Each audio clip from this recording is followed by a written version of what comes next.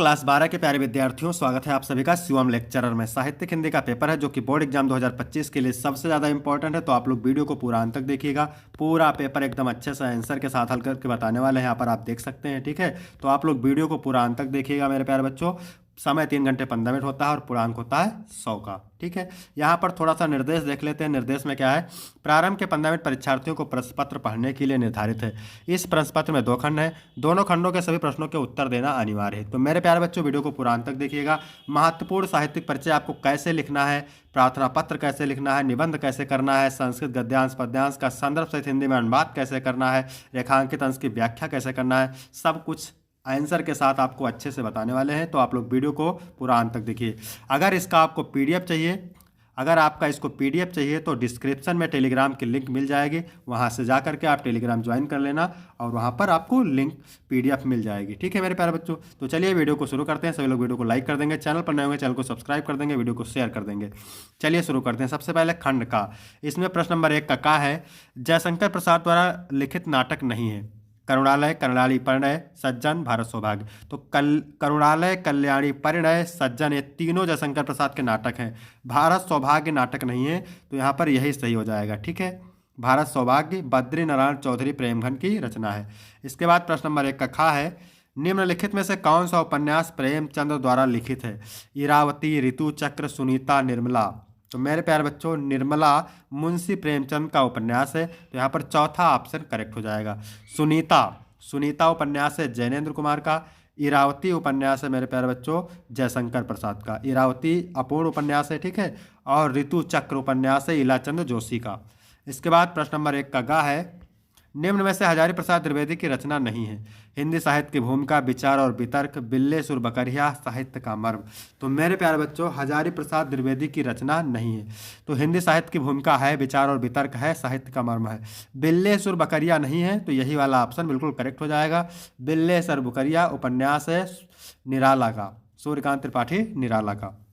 इसके बाद अगला क्वेश्चन है, एकांतवासी योगी तथा उजड़ ग्राम किसकी रचना है। मैथिली शरण गुप्त, श्रीधर पाठक, बालमुकुंद गुप्त, भारतेंद्र हरिश्चंद्र। तो एकांतवासी योगी तथा उजड़ ग्राम है श्रीधर पाठक की रचना, आपका दूसरा ऑप्शन बिल्कुल करेक्ट हो जाएगा। इसके बाद मेरे प्यारे बच्चों अगला है, निम्न में से प्रोफेसर जी सुंदर रेड्डी की रचना है मेरे विचार। प्रोफेसर जी सुंदर रेड्डी की रचना है मेरे विचार, तो पहला ऑप्शन सही हो जाएगा। सूरज का सातवां घोड़ा धर्मवीर भारती की रचना है। ठीक है, यहाँ पर देखिए आलवाल अज्ञेय की रचना है सच्चिदानंद हीरानंद वासेन अज्ञेय की। मैंने सिल पहुँचाई विद्यानिवास मिश्र की रचना है। इसके बाद मेरे प्यारे बच्चों प्रश्न नंबर 2 का है, निम्नलिखित में से अयोध्या सिंह उपाध्याय हरिओद रहेगा। ठीक है, अयोध्या सिंह उपाध्याय हरिओद द्वारा लिखित महाकाव्यात्मक रचना है रुक्मणी परिणय, रस कलश, वैदेही वनवास, अधिकिला फूल। तो मेरे प्यारे बच्चों, अयोध्या सिंह उपाध्याय द्वारा रचित महाकाव्य रचना है कौन सा मेरे प्यारे बच्चों, वैदेही वनवास। ठीक है, तीसरा ऑप्शन बिल्कुल करेक्ट हो जाएगा। इसके बाद अगला क्वेश्चन है, वेदना की प्रतिमूर्ति की कवयित्री को कहा जाता है। वेदना की प्रतिमूर्ति की कवयित्री कहा जाता है। वेदना की प्रतिमूर्ति की कवयित्री कहा जाता है। ठीक है, कवयित्री रहेगा। वेदना की प्रतिमूर्ति की कवयित्री कहा जाता है किसको, सुभद्रा कुमारी चौहान को, महादेवी वर्मा को, मैत्रेय पुष्पा को, लक्ष्मीबाई को। तो वेदना की प्रतिमूर्ति कवयित्री कहा जाता है मेरे प्यारे बच्चों महादेवी वर्मा को। ठीक है, इसके बाद अगला क्वेश्चन है, सूर्यकांत त्रिपाठी निराला की रचना है बापू के प्रति पल्लव, राम की शक्ति पूजा, अंधेरे में। तो राम की शक्ति पूजा सूर्यकांत त्रिपाठी निराला की रचना है। पल्लव सुमित्रानंदन पंत की रचना है। अंधेरे में मुक्तिबोध की रचना है बापू के प्रति सुमित्रानंदन पंत की रचना है। इसके बाद है महावृक्ष के नीचे रचना है धर्मवीर भारती की, गिरजा कुमार माथुर की, सच्चिदानंद हीरानंद वासेन अज्ञेय की, नरेंद्र शर्मा की। तो महावृक्ष के नीचे ये अज्ञेय की रचना है, सच्चिदानंद हीरानंद वासेन अज्ञेय की। इसके बाद है अगला क्वेश्चन, कुकुरमुत्ता के रचयिता है महावीर प्रसाद द्विवेदी, सूर्यकांत त्रिपाठी निराला, जयशंकर प्रसाद, बाल कृष्ण शर्मा, नवीन। तो मेरे प्यारे बच्चों कुकुरमुत्ता सूर्यकांत त्रिपाठी निराला की रचना है, दूसरा ऑप्शन करेक्ट हो जाएगा। ठीक है, वीडियो अच्छा लग रहा हो सब लोग वीडियो को लाइक कर देंगे, चैनल पर नए होंगे तो प्लीज़ सभी लोग जरूर चैनल को सब्सक्राइब करेंगे। निम्नलिखित गद्यांश पर आधारित प्रश्नों के उत्तर दीजिए। ठीक है, गद्यांश 10 अंक का होता है। ठीक है, गद्यांश के नीचे 5 प्रश्न रहते हैं और किसी भी गद्यांश को हल करने से पहले सबसे पहले गद्यांश को पढ़ते हैं। राष्ट्र का तीसरा अंग जन की संस्कृति है। मनुष्य ने युगों युगों में जिस सभ्यता का निर्माण किया है वही उसके जीवन की श्वास प्रश्वास है। बिना संस्कृत के जन की कल्पना कमबंध मात्र है। संस्कृत ही जन का मस्तिष्क है। संस्कृत के विकास और अभ्युदय के द्वारा ही राष्ट्र की वृद्धि संभव है। राष्ट्र के समग्र रूप में भूमि और जन जन के साथ साथ जन की संस्कृति का महत्वपूर्ण स्थान है। तो मेरे प्यारे बच्चों, जहाँ पर राष्ट्र शब्द दिख जाए, ठीक है, जन शब्द दिख जाए, संस्कृति शब्द दिख जाए, पृथ्वी शब्द दिख जाए, राष्ट्रीयता शब्द दिख जाए, तो वहाँ पर समझिएगा कि ये राष्ट्र का स्वरूप पाठ से लिया गया है। तो पहला क्वेश्चन पूछ रहा है उपयुक्त गद्यांश के पाठ और लेखक का नाम। तो पाठ का नाम राष्ट्र का स्वरूप है और गद्यांश के लेखक का नाम है वासुदेव शरण अग्रवाल। इसके लिए आपको 2 अंक मिलेंगे। इसके बाद मेरे प्यारे बच्चों दूसरा क्वेश्चन पूछ रहा है रेखांकित अंश की व्याख्या कीजिए। तो देखिए यहाँ पर व्याख्या किसकी करना है, जिसकी व्याख्या करना है उसको पढ़ लेते हैं एक बार। राष्ट्र का तीसरा अंग जन की संस्कृति है। मनुष्य ने युगों युगों में जिस सभ्यता का निर्माण किया है वही उसके जीवन की श्वास प्रश्वास है। बिना संस्कृत के जन की कल्पना कमबंध मात्र है। तो चलिए देखते हैं इसकी व्याख्या कैसे करना है। लेखक कहते हैं कि जन की संस्कृति राष्ट्र का एक महत्वपूर्ण हिस्सा है। संस्कृत मनुष्य के जीवन का मस्तिष्क है जो उसकी पहचान और विकास का आधार बनती है। संस्कृत के बिना जन की कोई वास्तविकता नहीं होती। फिर तीसरा है राष्ट्र के समग्र रूप में भूमि और जन के साथ साथ किसका महत्वपूर्ण स्थान है। तो राष्ट्र के समग्र रूप में भूमि और जन के साथ साथ जन की संस्कृति का महत्वपूर्ण स्थान है। इसके बाद अगला क्वेश्चन क्या है मेरे प्यारे बच्चों, राष्ट्र का तीसरा अंग क्या है। तो राष्ट्र का तीसरा अंग जन की संस्कृति है। फिर है मनुष्य के जीवन की श्वास प्रश्वास क्या है। तो अभी आपने इसका उत्तर पढ़ा था। मनुष्य के जीवन की श्वास प्रश्वास सभ्यता है। इसे उसने युगों युगों में निर्माण किया है। यह उसकी पहचान और अस्तित्व का महत्वपूर्ण हिस्सा है। इसके बाद मेरे प्यारे बच्चों अथवा वाला देखते हैं क्योंकि 2 पूछता है, आपको एक करना रहता है। ईर्ष्या द्वेष से प्रेरित निंदा भी होती है लेकिन इसमें वह मजा नहीं जो मिशनरी भाव से निंदा करने में आता है। इस प्रकार का निंदक बहुत बड़ा दुखी होता है। ईर्ष्या द्वेष से 24 घंटे जलता है और निंदा का जल छिड़क कर कुछ शांति अनुभव करता है। ऐसा निंदक बड़ा दयनीय होता है। अपनी अक्षमता से पीड़ित वह बेचारा दूसरे की सक्षमता के चांद को देखकर सारी रात स्वान जैसा भौंकता है। ईर्ष्या द्वेष से प्रेरित निंदा करने वाले को कोई दंड देने की जरूरत नहीं है। वह निंदक बेचारा स्वयं दंडित होता है। आप चैन से सोइए वह जलन के कारण सो नहीं पाता, उसे और क्या दंड चाहिए। तो जहाँ पर ईर्ष्या शब्द दिख जाए और ईर्ष्या की बात हो, ठीक है, ईर्ष्या का उद्गम निंदा से होता है, तो समझ जाइएगा कि ये जो है निंदा रस से लिया गया है। ठीक है, निंदा रस से लिया गया है। और इसके लेखक कौन है मेरे प्यारे बच्चों, हरिशंकर प्रसाई हैं। इसके लिए आपको मिलेगा 2 अंक। पाठ का शीर्षक और लेखक का नाम। इसके बाद दूसरा पूछ रहा है रेखांकित अंश की व्याख्या। तो व्याख्या किसके करना है उसको एक बार पढ़ते हैं। ठीक है, ईर्ष्या द्वेष से प्रेरित निंदा भी होती है लेकिन इसमें वह मजा नहीं जो मिशनरी भाव से निंदा करने में आता है। तो चलिए देखते हैं इसकी व्याख्या कैसे करना है आपको मेरे प्यारे बच्चों। हेडिंग डालना है रेखांकित अंश की व्याख्या। लेखक ने कहा है कि निंदा ईर्ष्या भाव से प्रेरित होती है और मिशनरी भाव से भी। मिशनरी भाव से की गई निंदा बिना किसी द्वेष भाव के धर्म प्रचार जैसे पुण्य कार्य की भावना से की जाती है। ईर्ष्या भाव से प्रेरित होकर निंदा करने में वह आनंद नहीं आता जो मिशनरी भाव से प्रेरित होकर निंदा करने में आता है।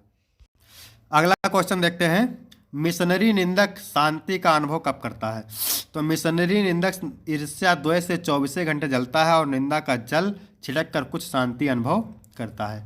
इसके बाद अगला क्वेश्चन है, सारे उत्तर आपको पैराग्राफ में मिलेंगे, केवल आपको पैराग्राफ मेरे प्यारे बच्चों ध्यान से पढ़ना है। किस प्रकार के निंदक को दंड देने की कोई ज़रूरत नहीं होती, कारण सहित उत्तर दीजिए। मिशनरी निंदक को दंड देने की कोई ज़रूरत नहीं होती, कारण यह है कि ऐसा निंदक बेचारा स्वयं दंडित होता है। अपनी अक्षमता से पीड़ित निंदक दूसरे की सक्षमता को देखकर कैसा व्यवहार करता है। तो अपनी अक्षमता से पीड़ित निंदक दूसरे की सक्षमता को चांद को देखकर सारी रात स्वान जैसा भौंकता है, अभी आपने पढ़ा। इसके बाद मेरे प्यारे बच्चों अगला क्वेश्चन है, निम्नलिखित पद्यांशों पर आधारित प्रश्नों के उत्तर दीजिए। भी कितने अंक का होता है मेरे प्यारे बच्चों, 10 अंक का। ठीक है, 5 प्रश्न होंगे, 2-2 अंक है। तो चलिए पढ़ते हैं इसको। मेरे प्यारे नवजलस से कंज से नेत्र वाले। राधा कहती है कि मेरे प्यारे नवीन बादल के समान कमल के समान नेत्र वाले, जाके आए ना मधुबन से वो ना भेजा संदेशा। एक बार मथुरा चले गए तो ना वहाँ से वापस आया और ना ही मेरे लिए कोई संदेश भेजा। मैं रो रो के प्रिय विरह से बावली हो रही हूँ। मैं अपने प्रियतम के वियोग में रो रो करके पागल हो रही हूँ। हे पवन, जाके मेरी सब दुख कथा श्याम को तू सुना दे। तुम जा करके मेरी दुख भरी कहानी को श्री कृष्ण से बता देना। ज्यों ही मेरा भवन अल्प तज तो अल्प आगे बढ़ेगी, जैसे ही तो मेरा भवन त्याग कर थोड़ा सा आगे बढ़ेगी, शोभा वाली सुखद कितनी मंजू कुंजें मिलेंगे, शोभा प्रदान करने वाली, सुख देने वाली बहुत सारी लताएं मिलेंगी, प्यारी छाया मृदुल स्वर से मोह लूंगी तुझे, प्यारी छाया, वहाँ की प्यारी छाया और कोमल स्वर तुझे मोहने का प्रयास करेंगे, लेकिन तो भी मेरा दुख लख वहाँ ना जा विश्राम करना, तो भी तो मेरा दुख को ध्यान में रखना और वहाँ जा करके विश्राम ना करना। ठीक है, पवन दूत का चैप्टर से लिया गया है। उपयुक्त पद्यांश के शीर्षक और कवि का नाम पवन दूत का चैप्टर से लिया गया है। अयोध्या सिंह उपाध्याय हरिओद इसके कवि हैं। ठीक है, दूसरा देखते हैं। यहाँ पर रहेगा मेरे प्यारे बच्चों कवि का नाम, ठीक है, लेखक का नाम नहीं, कवि का नाम या रचयिता का नाम। इसके बाद अगला क्वेश्चन है, पवन दूत का द्वारा किसने किसको संदेश भेजा है? तो राधा पवन को दूती बनाकर कृष्ण को संदेश भेजा है। ठीक है, राधा पवन को दूती बना करके कृष्ण को संदेश भेजा है। इसके बाद है रेखांकित अंश की व्याख्या। तो व्याख्या मैंने पूरे की बता ही दिया है आपको, ठीक है, तो यहाँ पर आप देख सकते हैं। फिर अगला क्वेश्चन है, प्रस्तुत पद्यांश में श्री कृष्ण के सौंदर्य का वर्णन किस प्रकार किया गया? तो राधा के अनुसार कृष्ण के नए नवीन बादलों के समान पनीले व मनोहारी हैं। राधा का प्रेम उनके प्यारे प्राण प्रिय कृष्ण के विरह में व्याकुल है। ठीक है, फिर है मधुबन जाकर किसने कोई संदेश नहीं भेजा? तो मधुबन जाकर श्री कृष्ण ने कोई संदेश नहीं भेजा। फिर इसमें भी दो पूछता है, एक करना रहता है। ठीक है, तो चलिए इसको भी पढ़ते हैं। कौन तुम संस्कृत जलनिधि तीर, तरंगों से फेंकी मणि एक, कर रहे निर्जन का चुपचाप प्रभा की धारा से अभिषेक। मधुर विश्रांत और एकांत जगत का सुलझा हुआ रहस्य, एक करुणामय सुंदर मौन और चंचल मन का आलस। तो ये जो है उपयुक्त पद्यांश के शीर्षक और कवि का नाम। तो शीर्षक का नाम है मेरे प्यारे बच्चों श्रद्धामनु और कवि का नाम है जयशंकर प्रसाद। इसके बाद दूसरा क्वेश्चन है, रेखांकित अंश की व्याख्या कीजिए। ठीक है, तो चलिए देखते हैं इसकी व्याख्या हम पूरे की आपको बता देते हैं। हरी डालेंगे रेखांकित अंश की व्याख्या। प्रस्तुत पद्यांश में श्रद्धा मनु से उनका परिचय पूछ रहे कि संसार रूपी सागर के तट पर तरंगों लहरों द्वारा फेंकी गई किसी मणि के समान तुम कौन हो, जो चुपचाप बैठे अपनी शोभा की किरणों से इस निर्जन प्रदेश को स्नान करा रहे हो। अर्थात जिस प्रकार लहरें समुद्र के तल से किसी मणि को उठाकर तट पर पटक देती है, उसी प्रकार सांसारिक आघातों से ठुकराए हुए हे भव्य पुरुष तुम कौन हो। इसके बाद अगला क्वेश्चन है, उक्त पंक्तियों में कौन किसका परिचय पूछ रहा है? तो उक्त पंक्तियों में श्रद्धा मनु का परिचय पूछ रही है। कौन अपनी कांति से वीराने को शोभायमान कर रहा है? तो मनु भव्य पुरुष की भांति अपनी कांति से वीराने को शोभायमान कर रहा है। इसके बाद अगला क्वेश्चन है, प्रभा की धारा से अभिषेक पंक्ति में कौन सा अलंकार है? तो रूपक अलंकार है। ठीक है, इसके बाद मेरे प्यारे बच्चों प्रश्न नंबर 5 का है, निम्नलिखित में से किसी एक का लेखक का साहित्यिक परिचय देते हुए उनकी कृतियों पर प्रकाश डालिए। 80 शब्द में है, 5 अंक का है। वासुदेव शरण अग्रवाल, प्रोफेसर जी सुंदर रेड्डी, डॉक्टर हजारी प्रसाद द्विवेदी। तो इसमें हम पढ़ेंगे वासुदेव शरण अग्रवाल का साहित्यिक परिचय, क्योंकि पिछली वीडियो हमने पढ़ा था हजारी प्रसाद द्विवेदी का। ये मोस्ट इंपॉर्टेंट है। तो कैसे लिखना है हम आपको बता रहे हैं, ऐसे आपको लिखना है, पूरा 5 अंक आपको मिलेगा। सबसे पहले हरी डालेंगे जीवन परिचय। डॉक्टर वासुदेव शरण अग्रवाल का जन्म सन 1904 ईस्वी में मेरठ जिले के खेड़ा गांव में हुआ था। उनके माता पिता लखनऊ में रहते थे, अतः इनका बचपन लखनऊ में ही बीता। इन्होंने काशी विश्वविद्यालय से बीए और लखनऊ विश्वविद्यालय से एमए और पीएचडी की उपाधि प्राप्त की। इन्होंने पाली, संस्कृति, अंग्रेजी आदि भाषाओं का गहन अध्ययन किया।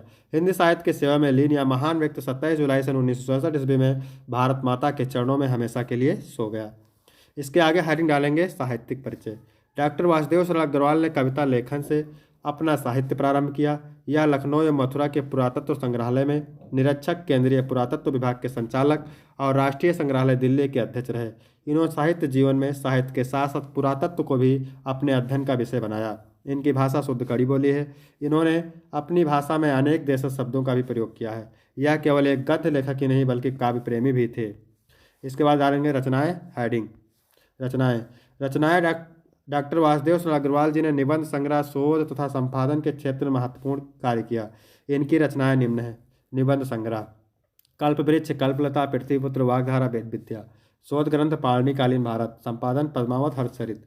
इसके बाद मेरे प्यारे बच्चों अगला क्वेश्चन पूछ रहा है, निम्नलिखित में से किसी एक कवि का साहित्यिक परिचय देते हुए उनकी कृतियों पर प्रकाश डालिए। 80 शब्द में है और 5 अंक का है। अयोध्या सिंह उपाध्याय हरिओ, जयशंकर प्रसाद, महादेवी वर्मा। तो पिछली वीडियो में मैंने बताया था आपको भारतेय हरिश्चंद्र का साहित्यिक परिचय। ठीक है, यहाँ पर हम बता रहे हैं आपको अयोध्या सिंह उपाध्याय हरिओद का। ठीक है, मोस्ट इंपॉर्टेंट है। जीवन परिचय। अयोध्या सिंह उपाध्याय हरिओद जी का जन्म सन 1865 ईस्वी में उत्तर प्रदेश के आजमगढ़ जिले के निजामाबाद नामक स्थान पर हुआ था। घर पर ही रहकर इन्होंने हिंदी, संस्कृत, फारसी आदि अंग्रेजी व साहित्य का अध्ययन किया। इन्होंने कई वर्षों तक कानूनगो के पद पर कार्य किया। इसके बाद इन्होंने काशी हिंदू विश्वविद्यालय में अवैतनिक प्रधानाध्यापक के रूप में सेवा दी। उनकी रचना प्रिय प्रवास पर इन्हें मंगला प्रसाद पारितोषिक पुरस्कार से सम्मानित किया गया। 1947 में इनका देहांत हो गया। इसके बाद हेडिंग डालेंगे साहित्यिक परिचय। त्रिवेदी युग के प्रतिनिधि कवि और लेखक अयोध्या सिंह उपाध्याय हरिऔध खड़ी बोली को काव्य भाषा में स्थापित करने वाले प्रमुख कवियों में से एक हैं। उनकी कृति प्रिय प्रवास को खड़ी बोली का पहला महाकाव्य माना जाता है। इन्होंने हिंदी के तीनों युगों भारतीय हिंदी त्रिवेदी युग तथा छायावादी युग में महत्वपूर्ण भूमिका निभाई है। रचनाएं प्रिय प्रवास, पारिजात, वैदेही वनवास, प्रेम कांता, आदकिला फूल, ठेठ हिंदी का ठाठ और रुकमणी परिणय। इसके बाद प्रश्न नंबर 6 है, कहानी कला के आधार पर पंचलाइट कहानी का सारांश लिखिए। 80 शब्द में है, 5 अंक का है। अथवा ध्रुव यात्रा के प्रमुख पात्र का चरित्र चित्रण कीजिए। 80 शब्द में है, तो 2 पूछता है, 1 करना रहता है। तो चलिए देखते हैं पंचलाइट कहानी का सारांश। पंचलाइट कहानी फणीश और नाथ रेण द्वारा लिखित वातावरण प्रधान और आंचलिक कहानी है। इस कहानी के माध्यम से कहानीकार ने गांव की दशा का वर्णन किया है। सारांश, महतो टोली के लोग चंदे का पैसा एकत्र करके रामनवमी के दिन मेले से पंचलाइट खरीद कर लाते हैं। क्योंकि उस मोहल्ले के लिए पंचलाइट एक नई वस्तु है, इसलिए पंचों के द्वारा लाया जाने पर पूरे मोहल्ले में कौतूहल है। हर आदमी उसके बारे में जानना चाहता है। जब उसे लाया जाता है तो पूजन की व्यवस्था की जाती है, कीर्तनकार आते हैं, औरतें भी हमारे खुशी के गीत गाने लगती हैं, लेकिन उसे जलाना कोई नहीं जानता। आगे देखते हैं, इसलिए सब दुखी हो जाते हैं। दूसरी पंचायत के द्वारा उनकी हंसी भी उड़ाई जाती है। मुन्नी जब यह देखती है कि कोई उसे जला नहीं पा रहा है तो वह अपनी सहेली कनेली के माध्यम से गोधन के नाम का प्रस्ताव रखती है, किंतु गोधन को पंचायत द्वारा निकाल दिया गया है क्योंकि वह मुन्नी के घर के पास आकर फिल्मी गाना गाता था। फिर भी समस्या को ध्यान में रखकर छड़ीदार उसे बुलाने जाते हैं, लेकिन वह नहीं आते हैं। दूसरी बार गुल्ली काकी उसे बुलाने जाती है तो वह आ जाता है। उसके आने पर सभी के चेहरे खिल जाते हैं, सब प्रसन्न हो जाते हैं। वह इसलिए कि पंचलाइट अब जल जाएगा। गोधन आकर कहता है कि ठीक है, हम इसे जला देंगे, लेकिन थोड़ी सी स्प्रीट दे दो। इस पंचायत में स्प्रीट है नहीं, ठीक है। मुन्नी गरी का तेल ला कर देती है और गोधन पंचलाइट जला देता है। सब लोग प्रसन्न हो जाते हैं, जिसके कारण पंचायत द्वारा उसके समस्त गुनाह माफ़ कर दिए जाते हैं। उससे कहा जाता है कि अब तुम फिल्मी गाना गा सकते हो। पंचायत के सभी लोग अति प्रसन्न हो जाते हैं। इसके बाद है 7 नंबर प्रश्न। क्या पूछ रहा है मेरे प्यारे बच्चों? स्वपठित खंडकाव्य के आधार पर किसी एक खंडकाव्य के एक प्रश्न का उत्तर लिखिए। 80 शब्द में है और 5 अंक का है, ठीक है। तो ये खंडकाव्य है मेरे प्यारे बच्चों। अलग अलग जिला के लिए अलग अलग खंडकाव्य होता है, तो इसको आप तैयार करेंगे। फिर यहाँ पर हम बात करेंगे खंड खा की। इसमें प्रश्न नंबर 8 का है, निम्नलिखित संस्कृत गद्यांशों में से किसी एक का संदर्भ सहित हिंदी में अनुवाद कीजिए। ये 7 अंक का पूछता है मेरे प्यारे बच्चों। 5 अंक का अनुवाद, 2 अंक का संदर्भ, क्योंकि संदर्भ लिखेंगे तभी आपको पूरा अंक मिलेगा। तो चलिए देखते हैं इसका अनुवाद। धन्यो एवं भारत देशा, धन्य है यह भारत देश, यत्र समुलिसत जनमानस पावनी, भव्य भाव उद्भावनी, शब्द संदोह प्रसाविनी सुर भारती। ठीक है, जहाँ लोगों के मन को पवित्र करने वाली, सुंदर भावों को उत्पन्न करने वाली, शब्दों के समूह को जन्म देने वाली संस्कृत भाषा सुशोभित है। विद्यमानेश निखिले वय वांगेम अस्या वांग्यम सर्वश्रेष्ठम सुसंपन्नम चावर्तते। यानी विद्यमान वर्तमान साहित्यों में, ठीक है, विद्यमान समस्त वर्तमान साहित्यों में इसका साहित्य सर्वश्रेष्ठ और सुसंपन्न है। यमेव भाषा संस्कृत नाम्नापि लोके प्रथिता अस्ति। यही भाषा संस्कृत के नाम से संसार में प्रसिद्ध है। अस्माकं रामायण महाभारत ऐतिहासिक ग्रंथ, हमारा रामायण महाभारत ऐतिहासिक ग्रंथ। चत्वारो वेदा, चारों वेद, सर्वा उपनिषद, सभी उपनिषद, 8-10 पुराणानि, 18 पुराण, अन्यानि चार अन्य, महाकाव्य नाटक आदि, महाकाव्य नाटक आदि अस्यामेव भाषाएं लिखतान संत, इसी भाषा में लिखे गए हैं। संदर्भ लिखना है। प्रस्तुत गद्यांश हमारी पाठ्यपुस्तक संस्कृत दिनदर्शिका के संस्कृत भाषा में महत्तम नामक पाठ से अवतरित है। यहाँ पर आप देख सकते हैं अनुवाद मैंने लिख रखा है, ठीक है। आपको PDF मिल जाएगा टेलीग्राम चैनल पे, अथवा करके देखते हैं यहाँ पे। महामनस्विना मदन मोहन मालवीय जन्म प्रयागे प्रतिष्ठित परिवारों भूत। महामना मदन मोहन मालवीय का जन्म प्रयाग के प्रतिष्ठित परिवार में हुआ था। अस्य पिता पंडित ब्रजनाथ मालवीय संस्कृत सम्मान्य विद्वान आसीत। इनके पिता पंडित ब्रजनाथ मालवीय संस्कृत के सम्माननीय विद्वान थे। अयम प्रयागे योम, इन्होंने प्रयाग के ही संस्कृत पाठशाला राजकीय विद्यालय म्योर सेंट्रल महाविद्यालय और म्योर सेंट्रल महाविद्यालय में शिक्षा प्राप्त करके अत्रेय राजकीय विद्यालय अध्यापनम आविद्वान, यहीं राजकीय विद्यालय में पढ़ाना शुरू कर दिया। युवक मालवीय स्वकीयन प्रभावपूर्ण भाषणेन, अपने प्रभावपूर्ण भाषण से जनानाम मनांस अमोहित, लोगों के मन को मोह लिया। अतः इसलिए ये सुहृदा माने क्या होता है, मित्रों के अतः इनके मित्रों ने इन्हें प्राविधायक पदवी प्राप्ति मतलब वकील वकालत की पदवी प्राप्ति करके देशस्य मैंने देश की श्रेष्ठतम सेवा कर्तु प्रेतवंता, देश की श्रेष्ठ सेवा करने के लिए प्रेरित किया। संदर्भ लिखेंगे प्रस्तुत गद्यांश हमारी पाठ्यपुस्तक संस्कृत देदर्शिका के महामना मालवीय नामक पाठ से अवतरित है। यहाँ पर आप अनुवाद देख सकते हैं। ठीक है, डिस्क्रिप्शन में टेलीग्राम की लिंक मिल जाएगी आपको, तो वहाँ से आपको पूरा PDF मिल जाएगा। दिए गए संस्कृतों में से किसी एक का संदर्भ सहित हिंदी में अनुवाद कीजिए। 7 अंक का है। सुखार्थिना कुतो विद्या कुतो विद्यार्थिना सुखम, यानी सुख चाहने वाले को विद्या कहाँ और विद्या चाहने वाले को सुख कहाँ। सुख चाहने वाले को विद्या छोड़ देनी चाहिए और विद्या चाहने वाले को सुख छोड़ देना चाहिए। प्रस्तुत श्लोक हमारी पाठ्यपुस्तक संस्कृत के सुभाषित रत्नान नामक पाठ से अवतरित है। यहाँ पर अर्थ आप देख सकते हैं। फिर अथवा वाला देखते हैं। जल बिंदु निपातेन करमसा पूर्यता घटा, यानी जल की एक एक बूंद गिरने से करमसा घड़ा भर जाता है। साहेतु सर्व विधानाम धर्म से चा धन से चा, सभी धर्मों में धर्म और धन का यही कारण है। ठीक है, यहाँ पर मैंने अनुवाद लिख रखा है। फिर 9 नंबर प्रश्न है, निम्नलिखित प्रश्नों में से किन्हीं 2 प्रश्नों के उत्तर दीजिए। ठीक है, 2 प्रश्नों को करना है, 4 अंक के होंगे। सर्वधनम प्रधानम किम धनम अस्ति, सर्वधनम प्रधानम विद्या धनम अस्ति। श्री मालवीय चरित्रे का सर्वोच्च गुण आसीत, श्री मालवीय चरित्रे सर्वोच्च गुण जन सेवा आसीत। पंचशील सिद्धांता कस्मिन युगे प्रयुक्ता आसन, पंचशील सिद्धांता बौद्ध युगे प्रयुक्ता आसन। इसके बाद अगला क्वेश्चन है, कस्य साहित्य सरसम मधुरम चास्ति, संस्कृत साहित्यम सरसम मधुरम चास्ति। ठीक है, संस्कृत साहित्यम सरसम मधुरम चा अस्ति। इसके बाद है करुण रस अथवा शांत रस। चलिए करुण रस की परिभाषा देखते हैं। शोक नामक स्थायी भाव जब विभाव अनुभाव और संचारी भाव का संयोग पाकर के पुष्ट होता है तब वहाँ पर करुण रस होता है। उदाहरण, इस करुणा कलित हृदय में अब विकल रागनी बजती, क्यों हाहाकार स्वरों में वेदना असीम गरजती।